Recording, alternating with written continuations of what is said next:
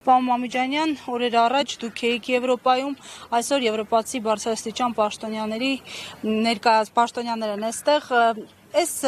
եվրոպական արժեքները, որոնք տարիներ շարունակ Հայաստանում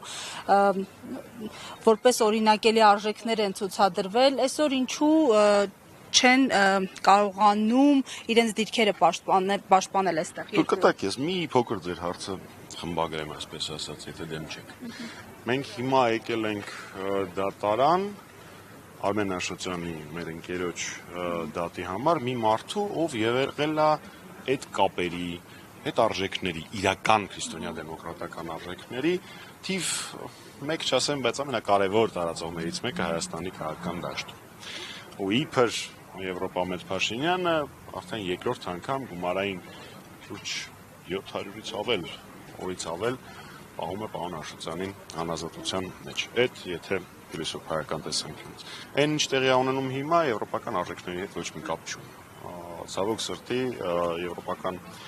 քաղաքական ինստիտուտները որդեգրել են շահերի, աշխարհաքաղաքական շահերի վրա հիմնված քաղաքականություն, այլ ոչ թե արժեքների վրա հիմնված քաղաքականություն։ Դուք ինչպես նշեցիք, ես օրերս ԵԺԿ-ի քաղաքական ասամբլեային էի մասնակցում, քանի որ հանդիպումները փակ են, չեմ կարող մանրամասները շատ ասել, բայց ես այնտեղ ելույթում ներկայացրել եմ եւ եւս մեկ անգամ հիշեցրել եմ, որ ԵԺԿ-ն Արմեն Աշոտյանին ճանաչել է քաղբանտարկյալ եւ Հայաստանում վերահաստատել է քաղբանտարկյալների գոյության փաստը, պահանջել է անհապաղ ազատում, դեռևս առաջին կալանքի ժամանակ պարոն Աշոտյանի, ինչպես մամուլից երևի գիտեք, Փաշինյանը հիմա բոլոր հնարավոր եւ անհնար տարբերակներով ստով գրթով փորձում է դառնալ ԵԺԿ անդամ, փաստացի Նիկոլ Փաշինյանը փորձում է դառնալ մի կառույցի անդամ, որը աներկբա ճանաչել է, որ Արմեն Աշոտյանը քաղբանտարկյալ է։ Ինչ վերաբերում է այսօրվա այցին, Տիկին ֆոն դեր Լայենի ելույթ խոսքերը իմ համար մեղմ ասած անընդալելի են, մեղմ ասած անհասկանալի են, որովհետև այն ինքը փորձում էր Հայաստանը ներկայացնել Բելգիայից մի քիչ ավելի ժողովրդավար երկիր, դա արդեն նույնիսկ ծիծաղելու էլ չէր, դա լացելու էր։ Եվ հիշեցնեմ, Տիկին ֆոն դեր Լայենը ԵԺԿ կուսակցության անդամ է, առաջադրված է ԵԺԿ կուսակցության կողմից, այն կուսակցության, որը նորից եմ ասում, Արմեն Աշոտյանին եւ Հայաստանի մյուս քաղբանտարկյալների վերաբերյալ բանաձև ունի ընդունած։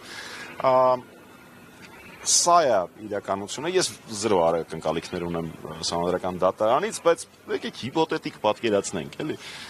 Ինչ է ասելու Տիկին ֆոն դեր Լայենը, եթե Սահմանադրական դատարանը երկուշաբթի չէ հրապարակում, երկուշաբթի օրինակ հրապարակի, որ այս խախտումներն են եղել, որոնք էական ազդեցություն են ունեցել։ Ինչ է ասելու։ Այսինքն, եթե այտենց միամտաբար փորձենք նայենք այս ամեն ինչին, իմ համար անկալելի է, որ այդ մակարդակի, այդ աստիճանի պաշտոնյան դեռևս ընթացող գործի պարագայում Սահմանադրական դատարանի նմանօրինակ հայտարարություններ եւ գովեստի խոսքերը շռայլում, այսպեսի խայտառակ ընտրական գործընթաց կազմակերպած իշխանավորին։ Նայեք, պարոն Մամիջանյան, ԵԽԽՎ լիագումար նիստին ելույթում նշել եք, որ նույնիսկ եթե Եվրոպան պատրաստ է հանդուրժել նոր բռնապետին, մենք Հայաստանի ժողովուրդը չենք հանդուրժելուն նաև նշանակում է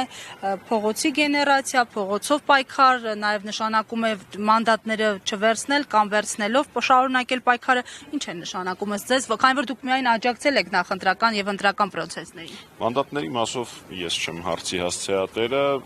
առաջ ընկնելով, եթե հանգարցացնելու եք իմ կարծիքով, ես իմ կարծիքը գործընկերներիս ասում եմ անձնական զրույցների ժամանակ եւ երբ որ իմ կարծիքը հարցնում են, այնպես որ եթերով ես խորհուրդներ չեմ տալիս։ Եթերով խորհուրդներ չեմ տալիս, իսկ ինչ վերաբերվում է չհանդուրժելուն, օրենքով չարգելված բոլոր տարբերակներով։ Գիտեք, հանրապետականի յուրաքանչյուր ներկայացուցիչը